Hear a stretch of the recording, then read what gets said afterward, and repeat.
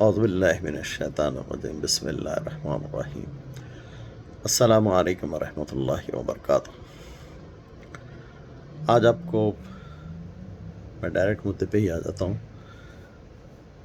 5ویں پارے میں سورہ نساء کی آیت نمبر 101 اور 102، اس کا تھوڑا سا خلاصہ میں آپ کو کر دیتا ہوں، کیونکہ یہ دو آیتوں کی علم ہم کو اس کا نہ ہونے کی وجہ سے صدیوں سے لوگ جو مسلمانوں کو گمراہ کرتے آ رہے ہیں، نسلوں کو گمراہ کر رہے ہیں۔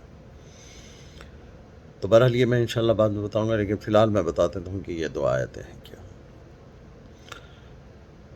یہ آیتیں بہت غور سے پڑھنے پڑیں گی آپ کو، پڑھنے کے لیے بڑی مشکل سے شاید میں سمجھتا ہوں کہ 1 منٹ لگے گا، لیکن یہ ہر مسلمان کو، عورت کو، مرد کو پڑھنا بہت ضروری ہے اور اس کو سمجھنا بہت ضروری ہے، اور اس کی اگر آپ ایک معمولی سی چیز بھی مس کر جائیں گے تو پھر وہی حال ہوگا جو ہمارے پاس صدیوں سے گمراہی چلے آ رہی۔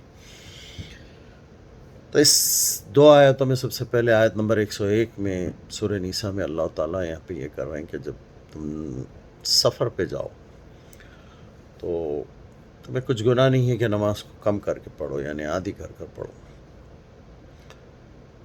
لیکن یہاں اللہ تعالیٰ نے ایک کنڈیشن لگایا ہے کہ تم سفر میں ہو۔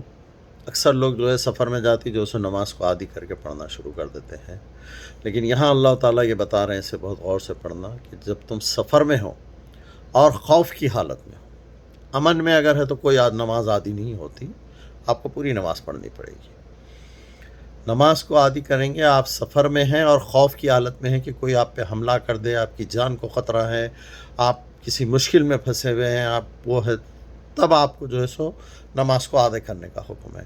اور وہ بھی اکیلے آدمی کے لیے نہیں ہے، اکیلا آدمی ہوگا تو اکیلا آدمی نماز پوری پڑھے گا، اور یہ صرف باجماعت پڑھنے والوں کے لیے عادی کرنا ہے۔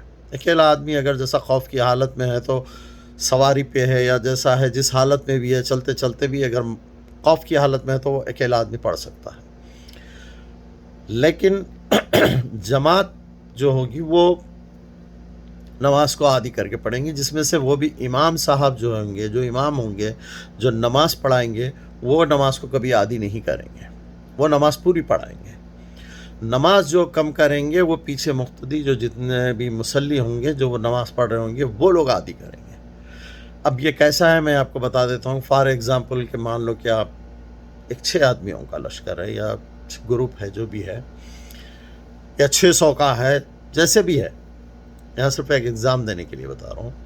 6 میں سے ایک آدمی امامت کر رہا ہے اور 5 آدمی جو ہے آپ کے پاس بچے ہوئے ہیں، 5 آدمی میں سے 3 آدمی ٹھہریں گے امام صاحب کے ساتھ اور 2 آدمی پہرا دیں گے کیونکہ ان کی جان کو خطرہ ہے، تو یہ 2 آدمی جو ہے پہرا دیں گے، اور امام صاحب نماز پڑھائیں گے، رکوع کریں گے، اللہ کے سامنے کھڑیں گے، جو بھی سورہ فاتحہ ہے، پھر سورہ ضمہ ہے، پھر اس کے بعد میں رکوع میں جائیں گے، پھر سجدے میں جائیں گے، اور جیسے ہی سجدہ کر کے اٹھیں گے تو وہ جو 3 آدمی جو امام صاحب کے ساتھ جو نماز پڑھ رہے تھے وہ اب پیچھے ہٹ جائیں گے، اور باقی جو 2 آدمی ہیں وہ آ کے امام صاحب کے پیچھے کھڑے ہو جائیں گے۔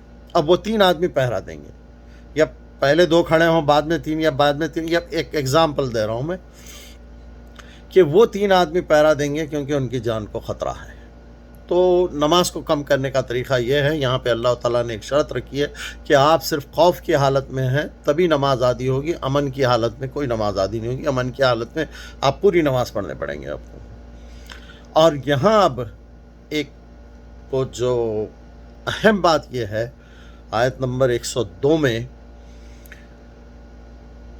بالکل ایک اللہ تعالیٰ نے ایک پزلز بنائے ہیں، اور اگر وہ پزل جو ہے نا اپنی جگہ پر ذرا بھی نہیں بیٹھے تو آپ دیکھتے ہیں کہ جب بچے کوئی پزل بٹھاتے ہیں، اگر کوئی پزل اپنی جگہ پہ نہیں بیٹھے تو پھر کوئی کام پورا نہیں ہوتا۔ تو یہاں بھی ایک پزلز کا حساب ہے، کئی چیزیں قرآن میں اللہ تعالیٰ نے ان کو اپنی جگہ بٹھانا پڑتی ہے۔ تو یہاں آیت نمبر 102 میں اللہ تعالیٰ کہہ رہے ہیں، یہ بہت غور سے پڑھیں اور غور کریں اس کو،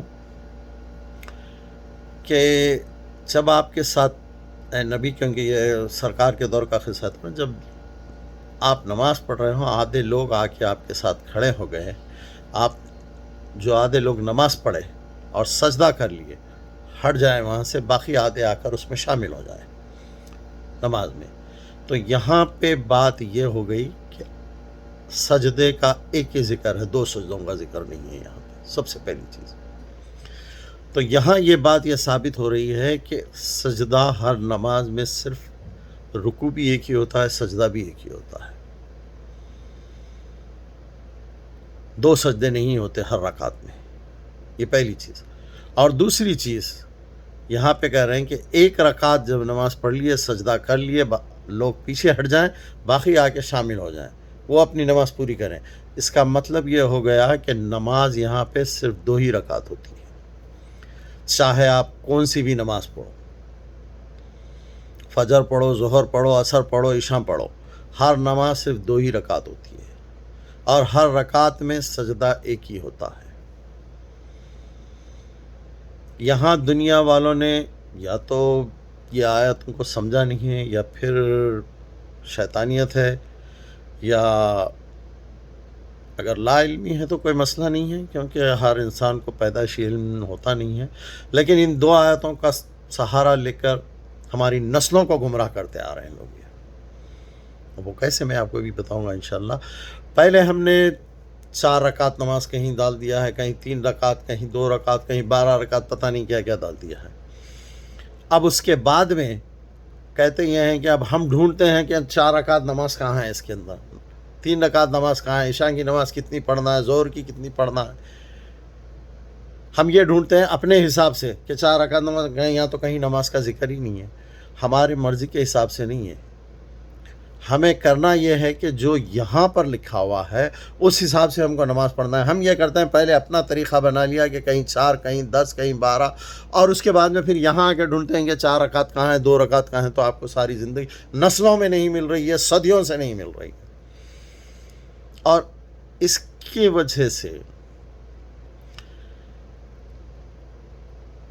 ہم، کیونکہ اکثر دیکھا ہوگا دنیا والے کتابیں لکھتے ہیں اپنی ہاتھوں سے، اور اس کو کہتے ہیں حدیث، سنت، پتہ نہیں کیا کیا کہہ دیتے ہیں.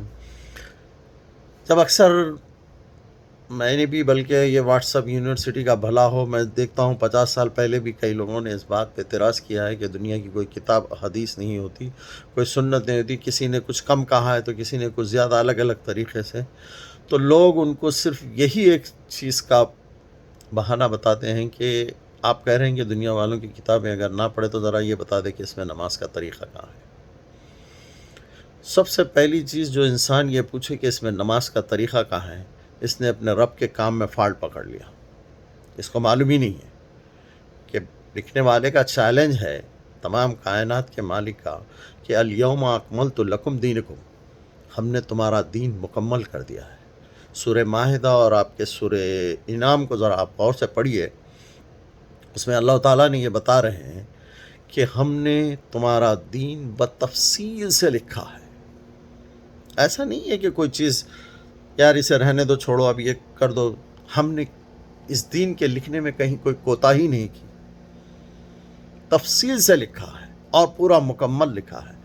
اب اس کے باوجود اگر کسی انسان کا یہ کہنا کہ اس میں نماز کا طریقہ کہاں ہے یا کسی اور چیز کا کہاں ہے، اس کا مطلب ہے کہ اس نے اپنے رب کے کام میں فالٹ پکڑا.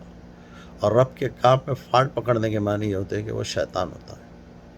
شیطان نے بھی کیا کیا تھا کہ بھائی میں ان سے زیادہ افضل ہوں، مجھے آگ سے بنایا اور تو نے اسے مٹی سے بنایا، اور مجھے اس کو سجدہ کرنے کے لیے کہا. یہ اللہ تعالیٰ کے حکم کے خلاف، اللہ تعالیٰ کے کام میں فالٹ پکڑنا ہے. ایک چیز تو یہ ہے کہ دنیا والے پہلی چیز تو اپنے رب کے کام میں فالٹ پکڑتے اور اپنے ہاتھوں سے کتابیں لکھتے ہیں، اور اس کو کہتے ہیں کہ حدیث ہے. جبکہ پھر ان سے پوچھا جائے یا ان سے سنا جائے تو ہر کسی نے ہی سنا ہوگا کہ یہ اس وقت کے دور میں تھے بھی نہیں، نبی کے دور میں. بعد میں کئی صدیوں کے بعد آئے ہیں اور آ کے جو سو یہ لوگ کتابیں لکھتے ہیں. اب ان سے پوچھا جائے تو کہ یہ انہوں نے ان سے سنا، انہوں نے ان سے سنا، انہوں نے ان سے سنا.